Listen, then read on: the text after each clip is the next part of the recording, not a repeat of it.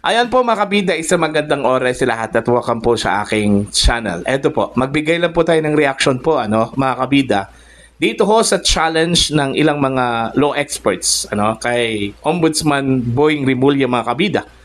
Kung saan po ay gusto ho nilang suspindihin en masse. Ibig sabihin buong grupo po altogether Ito hong mga senador na sinasabi hong sangkot daw dito ho sa flood control project controversy po mga kabida. Yung sinasabi ho nilang suspension, preventive suspension 'yon mga kabida, hindi po penalty 'yon Preventive suspension para maiwasan po yung kanila hong influence mga kabida while the investigation is going on mga kabida po. Tingnan ho nila kung kaya hong gawin mga kabida ni Ombudsman Rimulya ito hong kanila hong hamon po, mga kabida. Ang pagkakalam ko lang po, parang walang kapangyarihan po ito hong ombudsman po, mga kabida, na magsuspinde ng sinumang miyembro ng Kongreso. Okay? Ang may kapangyarihan lang po na gawin yan, mga kabida, mismo yung chamber, halimbawa, upper chamber, ito hong Senado, o di kaya lower chamber.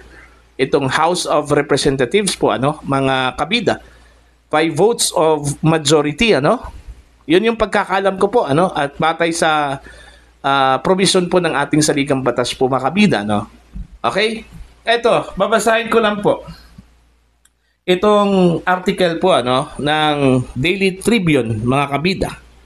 Okay, ang sabi dito, suspend en masse ombudsman there.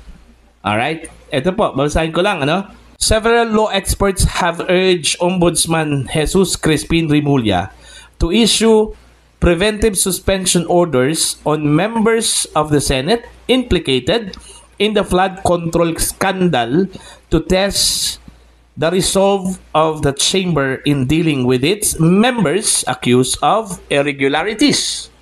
Okay? The proposal was an offshoot of Rimulya's frustrated effort to enforce a 2016 order of a former Ombudsman Conchita Carpio Morales recommending the removal from office of Senator Joel Villanueva and his permanent disqualification from holding public office. Rimulya had indicated his plan to write to Senate President Tito Soto to enforce the order, which was not implemented after the Senate voted in 2016 order then Senate President Coco Pimentel not to implement the Carpio Morales ruling. Following Rimulya's plan, Villanueva pulled up the 2019 decision of Ombudsman Samuel Martires that reverted Carpio Morales' order, thus clearing him of all charges. Ayan. University of the East College of Law Dean Amado Valdez issued a challenge to Rimulya to suspend some members of the Senate. Valdez said there is a pending case over anomalous flood control projects where the senators alleged to be involved are principals by indispensable cooperation. It means you can't make an insertion if you are not a senator. So this matter could serve as a good basis for filing a case with the Ombudsman. And the Ombudsman can test the Senate by issuing preventive suspensions, he said. Asked what it would take for Rimulya to issue the mass suspension orders, Valdez said, if he has the balls for it. Kung kaya po ni Rimulya mga kabida na mag-issue po ng mass suspension o preventive suspension po dito ho sa mga senador na sangkot ho sa corruption sa flood control projects po mga kabida Okay? University of Santo Tomas Law Dean Nilo Divina said that Rimulya can't revive the complaint against Villanueva since it had attained finality. Ayan. Nonetheless, Divina said an ombudsman had never issued preventive suspension orders against legislators But it does not mean it cannot be done. It has to be acted upon by SP Tito, Senate President Soto, and requires the concurrence of the majority of the Senate to implement the preventive suspension, he explained. This will be interesting, Divina added. Ayan. So yun, mga kabida, dalawa hong eksperto, okay, sa batas. Ang may hamon po kay Ombudsman Remulla po, mga kabida, na baka pwede ho niyang gawin, ito hong maglabas po ng mass preventive suspension po, although ang pagkakalam ko lang dito, 2, 3 na mga senador, mga kabida, halos lahat po ng mga miyembro po ng 19th Congress, meron hong ginawang insertions, mga kabida, ayon po doon ho sa expose po ni Senator Panfilo Lacson. Okay? So, ibig sabihin ba dito, aside ho sa issue po ng flood control projects po, mga kabida, we are talking about the insertions doon po sa 2025 national budget, mga kabida. Halos sila lahat, pwede hong patawan po ng preventive suspension po ng ombudsman. Okay? Yun ba yung ibig sabihin po doon ho sa challenge po, mga kabida, ng dalawang mga law experts? Okay? Gaya ng sinabi ko po, ang pagkakalam ko po, mga kabida, batay sa research ko, wala hong kapangyarihan po ang ombudsman na magpataw po ng penalty, like for example, preventive suspension po. Okay? Hindi ho saklaw po ng ombudsman po, mga kabida, ito hong mga miyembro po ng Kongreso, Okay? Malinaw po yan kasi po meron pong separation of powers. Ang mga senador po, mga kabida, parte po ng legislature. Kahit nga ito hong miyembro po ng House of Representatives, ito hong mga congressmen hindi ho kayang isuspend po, mga kabida, ng ombudsman, Ang pwede lang pong mag-suspend sa kanila, yung House mismo, sa pamamagitan ho ng pagboto by majority votes, mula sa mga miyembro po ng House of Representatives, Same with the Senate, Okay? Ang pwede hong magpataw po ng suspension or dismissal doon sa kanila hong miyembro po, mga kabida, mismo ang Senado. By vote of majority, mga kabida, hindi po ang ombudsman. Eto, babasahin ko lang po, kung ano po yung sinabi po ng batas po natin, mga kabida, po. Okay? Unang-una po, ang tanong dito, kung meron bang kapangyarihan po ang ombudsman para ho magpataw po ng suspension doon po sa mga miyembro po ng House of Representatives, Senado, or Congress, mga kabida, Okay, eto po. Alright? The ombudsman cannot directly impose suspension or dismissal on incumbent members of Congress, senators, or representatives, mga kabida. Okay? Ito po breakdown po, Number 1, constitutional basis po. Under Article 11, Section 13 of the 1987 Philippine Constitution, the Ombudsman has the power to investigate on its own. Ibig sabihin po, motu proprio po, mga kabida. Or on complaint by any person, any act or omission of any public official, employee, office, or agency.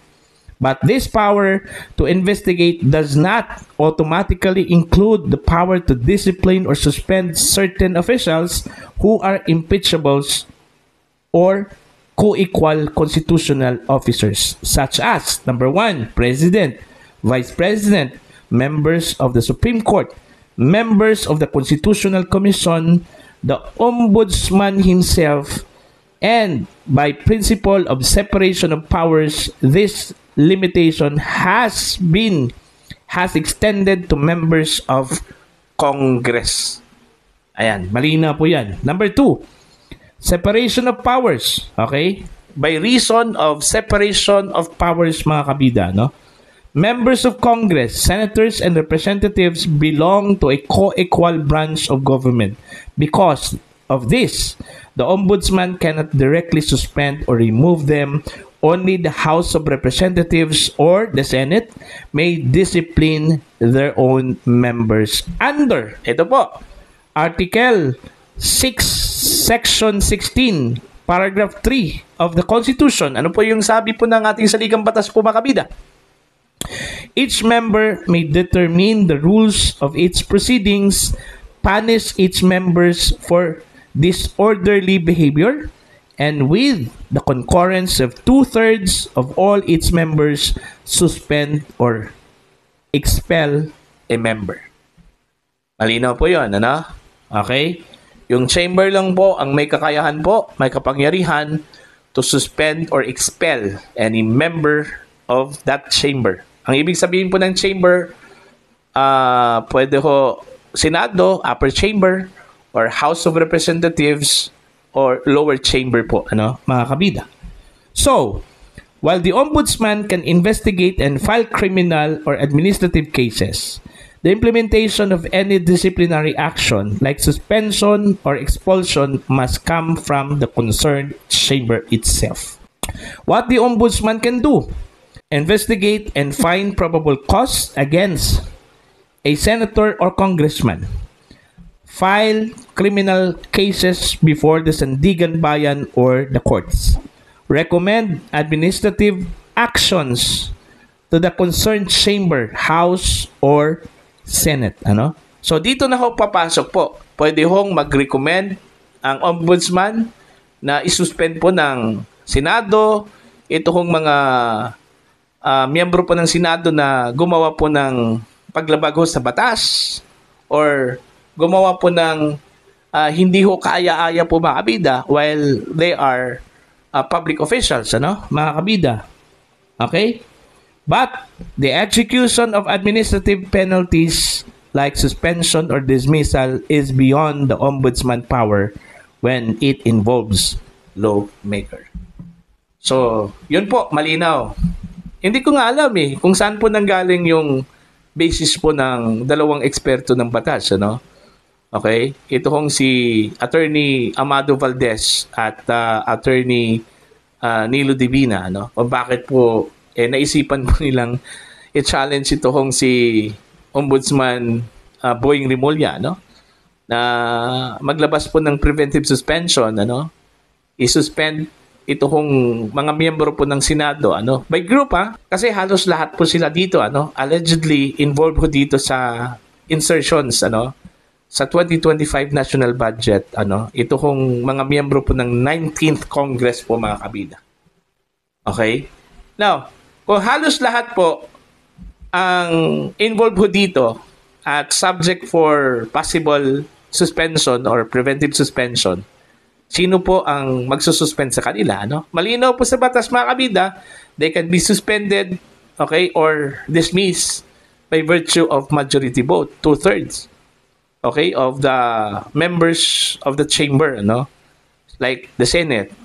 Now, kung sila lahat halos subject for suspension po, mga kabida, wala hong majority. Okay? Kasi sila po yung isususpend. Sino po ang matitira po doon? Halimbawa, dalawa lang po ang hindi po kasali doon ho sa insertion o dalawa lang po ang mag-decide? Ganun po ba yun? Okay, mga kabida? Nakakatawa talaga yan. Ano? Nakakatawa talaga. Tsaka, besides, malinaw po yan sa batas na wala hong kapangyarihan po ang ombudsman, ano, to implement suspension. Okay, doon ho sa mga miyembro po ng Kongreso po. Okay, bakit po gawin yan ni Rimulya, mga kabida? Yung challenge po ng dalawang mga law experts, ano? Okay? Unless kung paninindigan po, mga kabida, ni Rimulya, no? Yung kanya hong naunang sinabi noon, ano, na sometimes pwede hong i-bend yung law o yung batas. Ang batas daw ay pwede hong i-bend. Okay? Pero hindi daw ibig sabihin na pag binend yung batas, nilabag na po yung batas. Okay? Ginawa ngang example po ni Rimulya, mga kabida, no? Ito hong roller.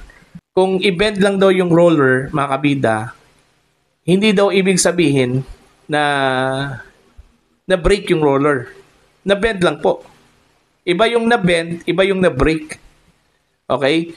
Bending the law is not synonymous to breaking the law. Okay? Pwede hong i-bend. Ang problema lang po, malinaw po sa saligang batas. Dalawang articles po yun, ano, mga kabida, na wala hong kapangyarihan ang ombudsman, ano, to impose preventive suspension doon po sa mga miyembro po ng Kongreso, Senado at saka House of Representatives. Kung ako po si Ombudsman Rimulya, hindi ako magsayang po ng panahon to do that. Because he knows. And Attorney Nilo Divina and Attorney Amado Valdez know that the Ombudsman has no power and no jurisdiction over members of the Congress. Okay? So para po sa inyo, ano po ang inyong pananaw at opinion ho dito? Mga kabida? You can comment down. Sa mga hindi pa po subscriber sa aking channel, please subscribe.